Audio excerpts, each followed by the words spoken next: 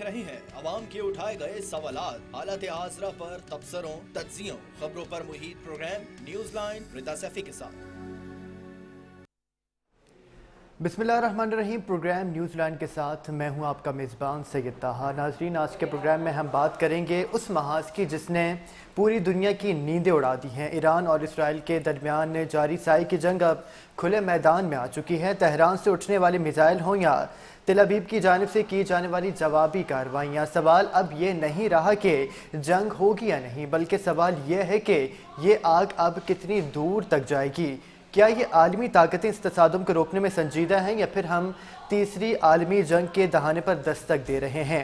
इस कशीदगी के बीच में ईरान की ताकतवर तरीन शख्सियत, साबिक स्पीकर पार्लियामेंट और रहबर आला के करीबी मुशीर अली लारिजानी की मौत की खबर ने तेहरान के इक़्तिदार के गलियारों में हलचल पैदा कर दी है। लेकिन सिर्फ ख़तरा मशरिक़ के वुस्ता में नहीं है। दूसरी जानिब अगर देखें हम कि पाकिस्तान और अफ़गानिस्तान के दरमियान बढ़ती हुई सर्द जंग अब एक नए और ख़तरनाक मरहले में दाखिल हो रही है। काबुल में बैठी तालिबान हुकूमत और इस्लामाबाद के दरमियान लफ्ज़ी गोलाबारी अब सरहद पर असल गोलाबारी में तब्दील हो रही है।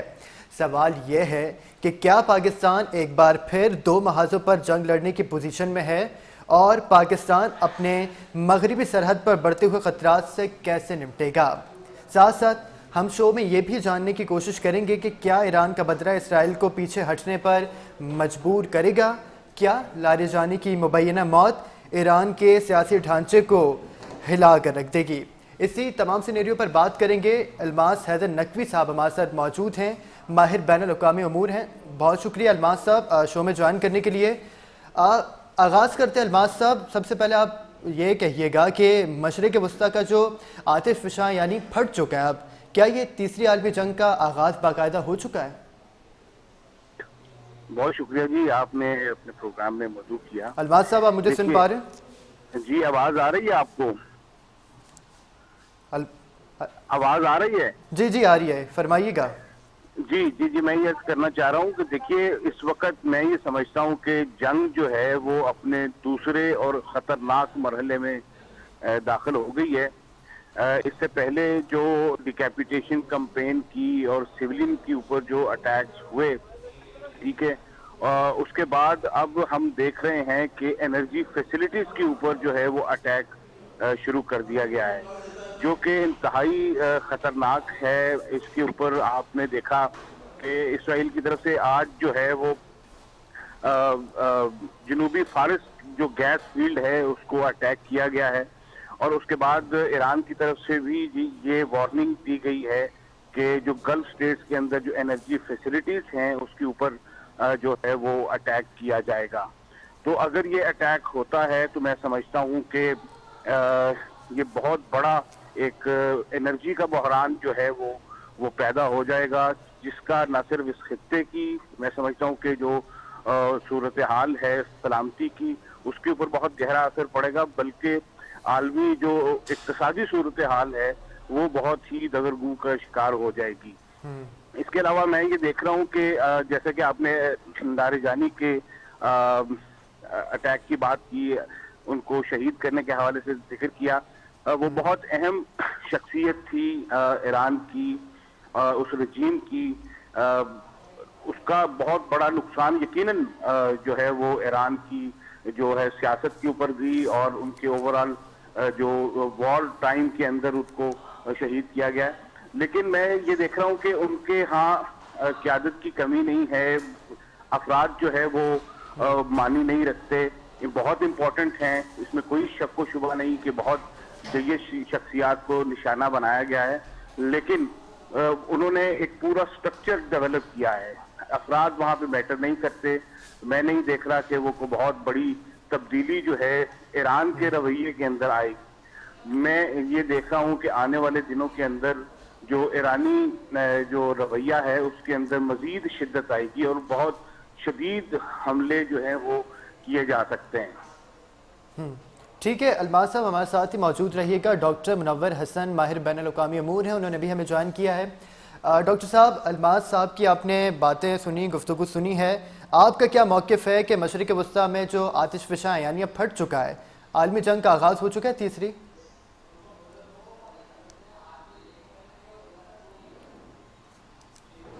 منور حسین صاحب مجھے سن پا رہے ہیں آپ؟ جی میری آواز آ رہی ہے آپ کو؟ جی آ رہی ہے. منور صاحب فرمائیے گا کہ مشرق وسطیٰ کا جو آتش فشاں پھٹ چکا ہے، تیسری عالمی جنگ کا باقاعدہ آغاز ہو چکا ہے کیا؟ دیکھیں یہ اس کی شروعات تو ہے، بیکاز جو موجودہ انٹرنیشنل سسٹم ہے جس کے بارے میں Mark Carney prime minister of Canada نے کہا تھا کہ یہ رپچر ہو چکا ہے، وہ رپچر ہونے کے بعد ہی یہ وارز ہو رہی ہیں. آج یونائٹڈ نیشن کی بارے میں خبر آ رہی تھی کہ یونائٹڈ نیشن کی جو بیوروکریسی ہے وہ ایٹ دا ورج آف کلیپس ہے اور شٹ ڈاؤن ہو جائے گا، بیکاز جو ممالک ان کو فنڈنگ دیتے ہیں وہ فنڈنگ ہی نہیں دے رہے. اور فنڈنگ اس لیے نہیں دے رہے کہ بیکاز اقوام متحدہ اس طرح کی جنگوں کو رکوانے کے لیے بنائی گئی تھی، وہ کام ہی نہیں کر پا رہی، اس کی کوئی سن ہی نہیں رہا. تو لہٰذا نظام نہ فقط یہ کہ رپچر ہوا ہے، اسی وجہ سے آپ اس وقت وارز دیکھ رہے ہیں اور جنگیں اس نظام کو مکمل طور پہ ڈسمنٹل کر کے نئے نظام کے وجود کے لیے راستہ دے گی. اور اس وار کا جو سب سے بڑی کیجوالٹی ہے وہ امریکن پاور کا ڈسمنٹل ہونا ہے، ڈسپرس ہونا ہے. اب $1 ٹریلین کے ڈیفنس بجٹ کے ساتھ آپ ایک چھوٹے ملک کے اوپر حملہ آور ہوتے ہیں، وہ اپنے سپر اسٹرکچر کی بنیاد پر آپ کو اپنے مقاصد حاصل کرنے نہیں دیتا، جسے میں 3D آبجیکٹیوز کہتا ہوں: decapitation, de weaponization, dismantling the regime. Rather وہ چھوٹا ملک آپ کو 3 C's فنامنا دے دیتا ہے، جہاں پہ آپ کو کنفیوژن ہے، جہاں پہ آپ کو کرسنگ ہو رہی ہے، کرٹیسزم ہو رہی ہے، جہاں پہ آپ کے الائنسز میں کریکس نظر آ رہے ہیں.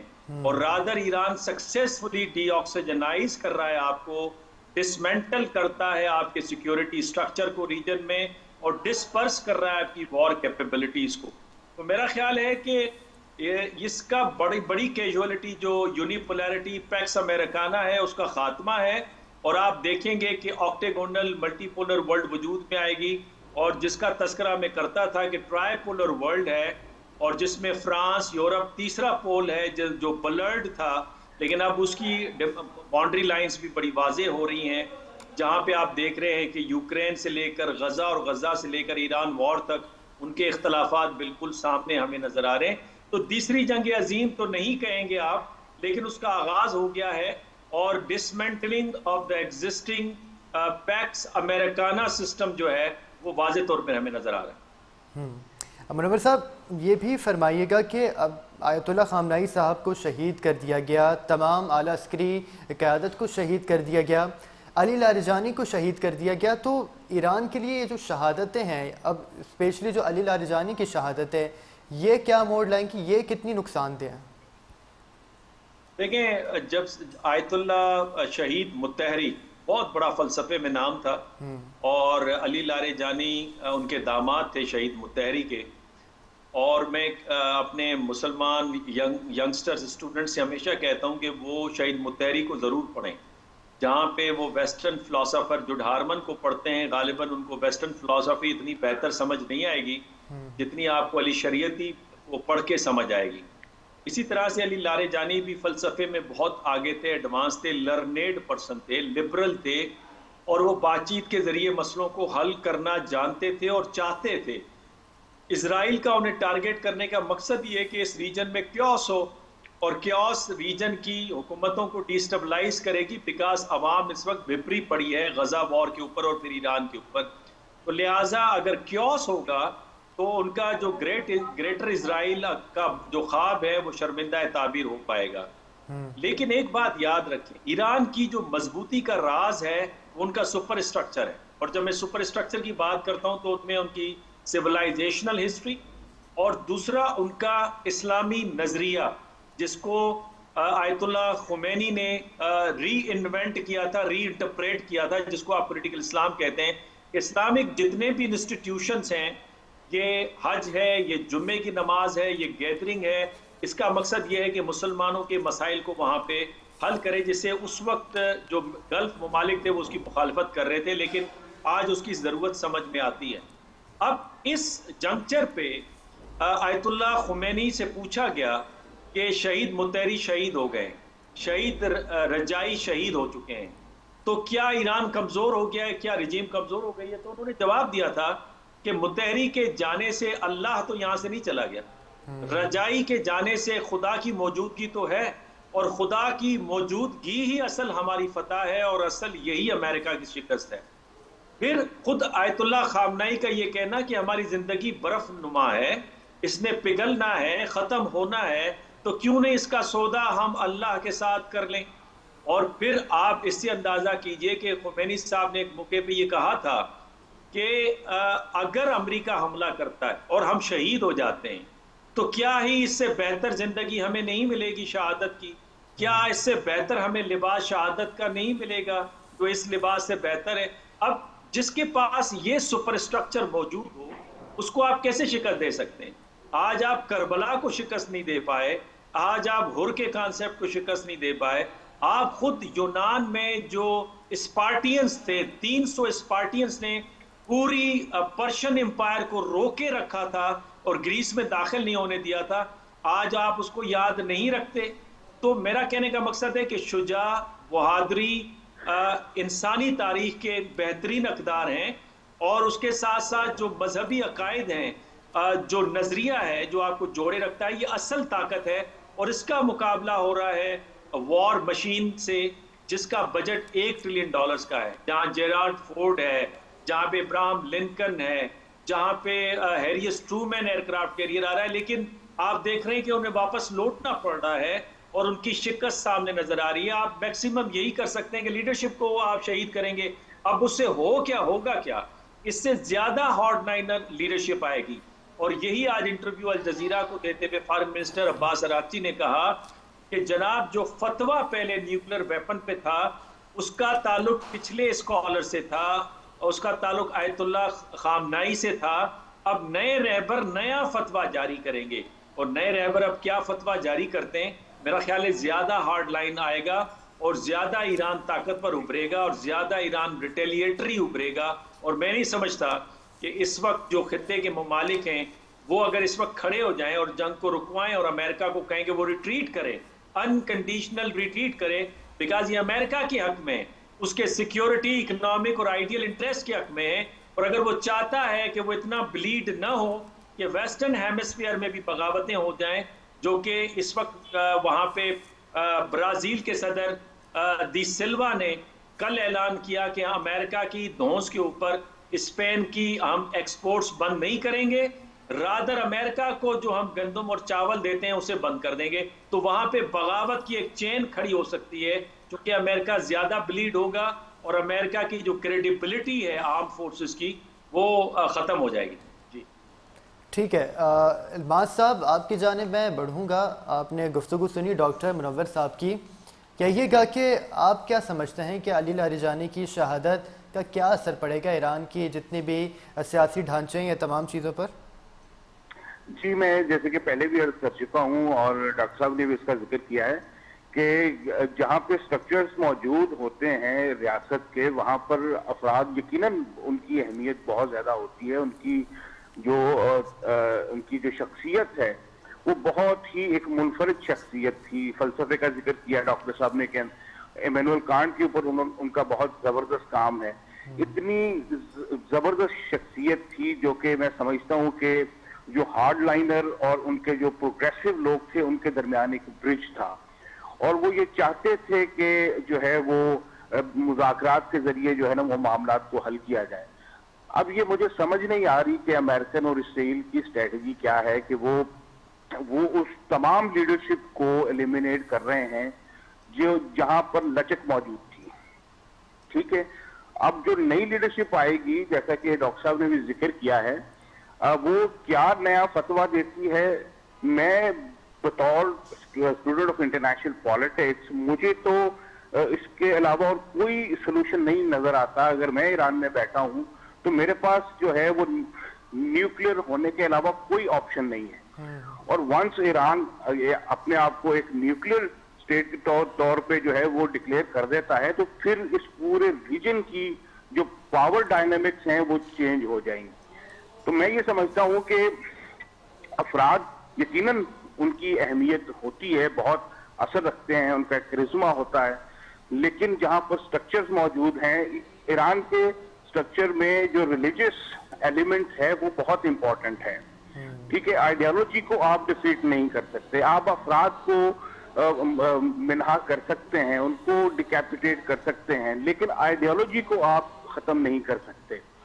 تو میں ایز اے اسٹریٹجی میں نہیں دیکھ رہا کہ ایران کے جو لوگ ہیں, جو ان کی اسٹیبلشمنٹ ہے, جو پاسداران ہیں, ان کے رویے میں کوئی تبدیلی آئے گی. ان کے جو اسٹریٹجک گولز ہیں وہ اس کی طرف آگے بڑھیں گے. اور میں نے جیسے کہ پہلے بھی ذکر کیا کہ اب جو جنگ ہے وہ اپنے اگلے مرحلے کے اندر, یعنی کہ ایسکیلیشن جو ہے وہ نیکسٹ لیڈر کے اوپر چلے گئی ہے. یعنی کہ اسرائیل کی طرف سے اب انرجی کی جو فیسلٹیز ہیں ان کو نشانہ بنانا شروع کر دیا ہے. اگر اس کے رسپانس کے اندر انرجی فیسلٹیز کو جو اٹیک کیا گیا تو یہ بہت زیادہ خطرناک ہوگا ریجن کے لیے بھی اور انٹرنیشنل جو اکنامک سچویشن ہے اس کے لیے بھی.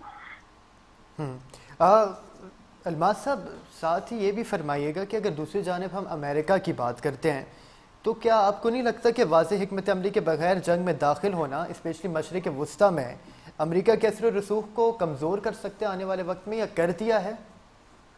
میں سمجھتا ہوں کہ آلریڈی ہو چکا ہے. آپ نے ٹرمپ کی جو فرسٹریشن ہے وہ اگر آپ نے دیکھی ہے, وہ واشنگٹن کے اندر اس وقت بے چینی ہے کہ وہ جو ان کے اہداف تھے, جو کہ میں نہیں سمجھتا کہ وہ کلیئر اہداف تھے, وہ یہ سمجھ رہے تھے کہ جیسے کہ وینزویلا کے اندر انہوں نے جو آپریشن کیا ہے اسی طرح ایک آپریشن کر کے شارٹ ٹائم جو ہے وہ ہم ٹاپ لیڈرشپ کو ایلیمینیٹ کریں گے اور اس کے بعد جو ہے وہ نیچے ایک ریوولٹ آئے گا اور رجیم چینج ہو جائے. وہ مقاصد تو پورے نہیں ہوئے ہیں. دوسرا ان کا اگر ہم مقصد دیکھیں تو وہ ان کی ڈی ویپنائزیشن, جیسے کہ ڈاکٹر صاحب نے بھی ذکر کیا, تو وہ تو ان کی ملٹری جو کیپیبلٹی ہے وہ اپنی جگہ موجود ہے. وہ اسٹرائک کر رہے ہیں, اسٹرائک بیک کر رہے ہیں. جہاں تک نیوکلیر کی بات ہے, نیوکلیر کے اوپر بھی میں نہیں سمجھتا کہ ان کو کوئی بہت زیادہ نقصان پہنچا ہے. یہ ذہن میں رکھیے گا کہ 460 کلو گرام جو ہے یورینیم انٹرسٹ ان کے پاس موجود ہے, جس سے 7-8 بوم جو ہے وہ بن سکتے ہیں. تو اگر یہ کورس اس سمت میں جاتا ہے تو یہ تو امریکہ کی جو اسٹریٹجی تھی کہ جو رجیم چینج کرنا ہے, ملٹری جو ہے کیپیبلٹی جو ہے وہ ایلیمینیٹ کرنی ہے, یا نیوکلیر جو فیسلٹیز ہیں اس کو ڈسٹروائے کرنا, وہ تو کچھ بھی جو ہے وہ حاصل نہیں ہوا. اس کے برعکس اگر ہم دیکھیں تو ایران کی جو اسٹریٹجی ہے وہ بہت کیلیبریٹڈ اسٹریٹجی ہے. انہوں نے امریکن جو بیسز ہیں اس کو اسٹرائک کیا ہے, ٹھیک ہے, اور میں یہ دیکھتا ہوں کہ اگر یہ نیکسٹ لیڈر کے اوپر چلے گئی ہے یہ جنگ, تو اس کی وجہ سے امریکن جو ٹارگٹس ہیں وہ اور زیادہ جو ہے وہ ہدف بنیں گے, جس کے نتیجے میں یہ سمجھتا ہوں کہ عربوں کے اندر بھی ایک بے چینی جو ہے وہ بڑھے گی کہ ان بیسز کا بنیادی مقصد جو ہے وہ سیکیورٹی تھا, تو سیکیورٹی تو وہ پرووائڈ نہیں کر سکے. یہ بہت بڑا میں سمجھتا ہوں کہ سیٹ بیک ہے امریکن اسٹریٹجی میں اور ان کی جو پالیسی کے اندر. ٹھیک ہے ڈاکٹر منور صاحب, آپ کی جانب بڑھوں گا. سیم کوشچن ہے آپ سے کہ مشرق وسطیٰ میں امریکہ کے اثر و رسوخ کو اب کم کر سکتا ہے کہ واضح حکمت عملی کے بغیر داخل ہونا؟ جی بالکل کم ہو گیا ہے. دیکھیں نا, جب سعودی عرب کے ایکس آفیشلز بلکہ ان کے انٹیلیجنس کے ہیڈ ترکی الفیصل یہ انٹرویو دیتے ہیں کہ جب ہمیں امریکنز کی ضرورت تھی اور جب ہمارے آئل فیلڈز میں حملہ ہو رہا تھا اس وقت تو امریکنز آئے نہیں, اور اس وقت بھی ہمارے انٹرسیپٹرز نکال کر اسرائیل کی پروٹیکشن کے لیے جا رہے ہیں. قطر کے ایکس پرائم منسٹر کا یہ کہنا کہ جناب امریکنز چاہتے ہیں کہ ہم ایران کے ساتھ جنگ میں کودیں, اور جب ہم کودیں گے تو خاموشی سے امریکہ نکل جائے گا اور ہم اس جنگ میں جو ہے جلستے رہیں گے. تو یہ وہ ریئلائزیشن ہے, اور اسی وجہ سے ایک الٹرنیٹیو سیکیورٹی سٹرکچر کی بات ہو رہی ہے جسے پاکستان, ترکی, سعودی عرب نے پہلے ہی سمجھ لیا تھا, سوچ لیا تھا, اس کی طرف انہوں نے قدم اٹھا لیا تھا, اور بدقسمتی سے باقی گلف ممالک اسے نہیں سمجھ پا رہے تھے, اور اب ان کے بیانات آ رہے ہیں دیر سے. لیکن حقیقت یہ ہے کہ وہ سمجھ گئے ہیں کہ American security operators and structure in the region in کے لیے لائبلٹی ہے, ان کے لیے رسک ہے, نہ کہ سورس آف پروٹیکشن ہے. آج دوسرا بڑا خطرناک کام ہوا ہے, یہ جو پارس گیس فیلڈ کے اوپر حملہ کیا ہے, اسرائیلی اسٹرائکس ہوئے ہیں, ان کی ایئر فورس نے اسٹرائکس کیے, اور اس کے بعد ایران نے کہا ہے کہ وہ ریٹیلیشن کے اندر جو خطے کے جتنے بھی گیس اینڈ آئل کا انفراسٹرکچر ہے اسے وہ ہٹ کریں گے اور وہاں سے لوگ چلے جائیں. میرا خیال ہے کہ یہ جان بوجھ کر امریکن اور اسرائیلیوں نے کیا، بیکاز وہ ریکویسٹ کر رہے تھے اور پریشر ڈال رہے تھے سعودی عرب کو اور باقی ممالک کو کہ وہ جنگ میں کودیں. اور اگر اب ریٹیلیشن میں انفیکٹ ایران نے پہلے ڈکلیئر کیا تھا کہ وہ ان کو ہٹ کرے گا، اور اب بیرل جو ہے وہ 108 پر جمپ کر گیا ہے اس وقت، تو این ممکن ہے کہ یہ ایک قسم کی رفٹ پیدا کرے عرب اور ایران کے درمیان میں، گلف ممالک اور ایران کے درمیان میں. لیکن انہیں سمجھنا ہوگا کہ بنیادی طور پر اسرائیل یہی چاہتا تھا، جس طرح سیریا کی رجیم کو ڈسٹیبلائز کیا، ڈسٹیبلائز کرنے کے بعد احمد الشرع کے ساتھ اپنی یونٹی کو دکھایا، اور احمد الشرع نے بھی کئی بیانات دیے، لیکن پھر اگین ایکس کمانڈرز آف حزب اللہ کو لالچ دی کہ ہم آپ کو پیسے دیتے ہیں، احمد الشرع کو اب ڈسٹیبلائز کریں. اور آپ کو یاد ہوگا 2 مہینے پہلے اسرائیل کے نیشنل سیکیورٹی ہیڈ نے یہ بات کہی تھی کہ ہم آدھی رات کو جارڈن کے کنگ کو اگر کوئی حکم دیں تو وہ مانے گا، اور وہ ماننے کا پابند ہے. یہی معاملہ یکدم اسرائیل میں بھی عنقریب ہونے لگا ہے، اور ہم چاہتے ہیں کہ عراق میں بھی یہ معاملہ ہو جائے. تو وہ آہستہ آہستہ اس کیوس کے ذریعے سے چاہتے ہیں کہ یہاں پہ ان کا گرپ مضبوط ہو. سمجھنا یہ ہے، سوچنا یہ ہے کہ جو آخر میں انہوں نے علی لاریجانی صاحب نے جو خط لکھا تھا، open letter to the Muslim world, کہ نبی اکرم صلی اللہ علیہ وآلہ وسلم کی حدیث کے مطابق اگر کوئی مسلمان پکارے تو آپ پہ واجب ہے کہ آپ اس کا جواب دیں، اسے لبیک کہیں. تو کیا آپ لبیک کہہ رہے ہیں؟ آج ایران تنہا کھڑا ہے، آپ کس طرف کھڑے ہیں، ایران کی طرف یا دوسری طرف؟ تو سوچنا یہ ہے کہ اس وقت ہماری بقا کا معاملہ ہے. یورپ اور امریکہ اسے سیولائزیشنل وار گردان رہے ہیں، چاہے وہ لنڈسی گرام کی سٹیٹمنٹ ہو، چاہے وہ پیٹ ہیکسٹ کی ہو، چاہے مارکو روبیو کی ہو، چاہے امریکن ایمبیسڈر اسرائیل حقبی کی ہو، وہ اسے سیولائزیشنل وار قرار دے رہے ہیں. کیا اسلامک سیولائزیشن تیار ہے؟ اس سارے میدان میں ہم جسے کربلا کہہ سکتے ہیں، دوسری کربلا، جدید کربلا کہہ سکتے ہیں، اس میں ہر کی تلاش ہے، اور گلف سے اب تک ہر کوئی نہیں نکل رہا، اور ہر کا کردار اس وقت چائنا اور رشیا ادا کرتے نظر آ رہے ہیں. جی ٹھیک ہے، دونوں مہمان ہمارے ساتھ موجود ہیں. مشرق وسطی کی کشیدہ صورتحال کے بارے میں تو ہم بات کر ہی رہے ہیں، ساتھ میں کچھ بات کر لیتے ہیں پاک افغان جنگ کی، آپریشن غضب للحق کے حوالے سے. تو پاکستان کی جانب سے موقف پیش کیا گیا ہے کہ عید کے موقع پر آپریشن غضب للحق عارضی طور پر روکنے کا فیصلہ کیا گیا ہے. وفاقی وزیر اطلاعات عطا اللہ تارڑ کی جانب سے کہا گیا ہے، لیکن ساتھ ہی یہ بھی کہا گیا ہے کہ سرحد پار سے کسی بھی حملے کی صورت میں آپریشن فوری طور پر دوبارہ شدت کے ساتھ شروع کیا جائے گا. الماس صاحب، آپ کی جانب بڑھوں گا، آپ سے یہ جاننا چاہوں گا کہ کیا آپ کو لگتا ہے کہ سرحد پار سے کوئی کشیدگی نہیں کی جائے گی؟ اس کی تو خیر ہم کوئی گارنٹی نہیں دے سکتے. بہت ساری جو ہے وہ پر احتشال جو میں سمجھتا ہوں کہ بیانات آ رہے ہیں افغان جو اتھارٹیز ہیں ان کی طرف سے، تو کسی قسم کی بھی اگر پاکستان کے اندر دہشت گردی کا کوئی بھی واقعہ ہوا تو اس کا رسپانس جو ہے وہ بہت ہارڈ رسپانس دیا جائے گا. یہ پاکستان کی ریاست نے 2 ٹوک الفاظ کے اندر جو ہے وہ ایکسپلین کر دیا ہے. ٹھیک ہے، افغانستان کے اندر پاکستان کے اہداف جو ہیں وہ بہت واضح ہیں. وہ اہداف یہ ہیں کہ افغان سرزمین جو ہے وہ پاکستان کے خلاف استعمال نہیں ہونی چاہیے. 2 چیزیں ہیں، یا تو وہ استعداد نہیں رکھتے ان ٹیرر آؤٹ فٹس کو ایلیمینیٹ کرنے میں، یا جو ہے وہ ان کے پولیٹیکل بیکنگ ہے. ٹھیک ہے، تو دونوں صورتوں کے اندر پاکستان کا جو پیغام ہے وہ بہت واضح ہے. پاکستان کسی بھی صورت کے اندر جو ٹیرر ہے، جو افغان سرزمین سے پاکستان کی سرزمین میں ہونے والی دہشت گردی، اس کا بھرپور جواب دے گا. یہ ابھی تک ہماری جو اسٹیٹ کی جو پوزیشن ہے وہ یہ سامنے آئی ہے. ٹھیک ہے، منور صاحب، آپ سے کی جانب بڑھوں گا، یہی سوال کروں گا کہ آپ کیا سمجھتے ہیں؟ یقیناً آپ دونوں ہمارے جو معزز مہمان ہیں، آپ کا خاصا تجربہ ہے اس چیز میں، آپ کیا دیکھتے ہیں کہ سرحد کے اس پار ہوگی کوئی کشیدگی؟ آپ کو ایسا لگتا ہے کیا؟ میرا خیال ہے یہ ایک اچھی اپرچونٹی مل رہی ہے افغان طالبان رجیم کو.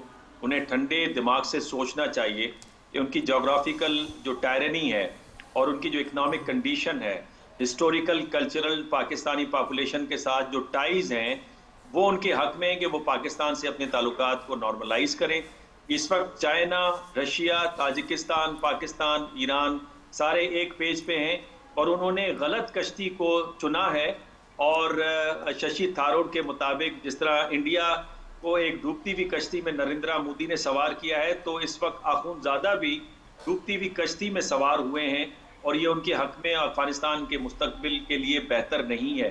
پاکستان نے ایک ونڈو آف اپرچونٹی دی ہے سعودی عرب، قطر، یو اے ای اور ترکیے اور چائنا کی ریکویسٹ کے اوپر، اسے انہیں اس اپرچونٹی سے فائدہ اٹھانا چاہیے، اور اگر اس سے وہ نہیں اٹھائیں گے تو ان کی کمر تو ٹوٹ چکی ہے، تقریباً ان کی جو کی انفراسٹرکچر ہے اسے اڑا دیا گیا ہے، کی لیڈرشپ ماری جا چکی ہے، تو مزید ایکشن پاکستان کرے گا۔ اور یاد رکھیں کہ یہ گریٹ گیم کا حصہ تھا، پاکستان کو ڈیسٹیبلائز کرنے کا مقصد یہ تھا کہ پاکستانی سائیڈ آف بلوچستان سے بھی ایران پہ حملہ ہو، جسے آپ کی سیکورٹی فورسز نے ٹائملی ٹیکل کر کے اس کانٹے کو دبا دیا ہے۔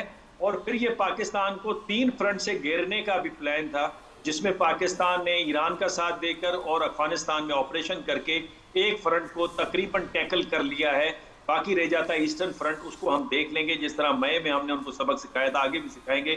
اور اس کے لیے کلیئر کٹ ایویڈنس ہے جو کرنل ریٹائرڈ رمیش پوار نے کہا ایک پوڈ کاسٹ کے اندر کہ جناب انڈیا اس وقت مانیٹری ہیلپ کر رہا ہے ان دہشت گرد تنظیموں کی، اسرائیل انہیں ٹیکنالوجیکل ہیلپ دے رہا ہے، اور افغانستان کی رجیم انہیں سیف سینکچریز دے رہی ہے تاکہ پاکستان اور ایران کو ڈیسٹیبلائز کر سکیں۔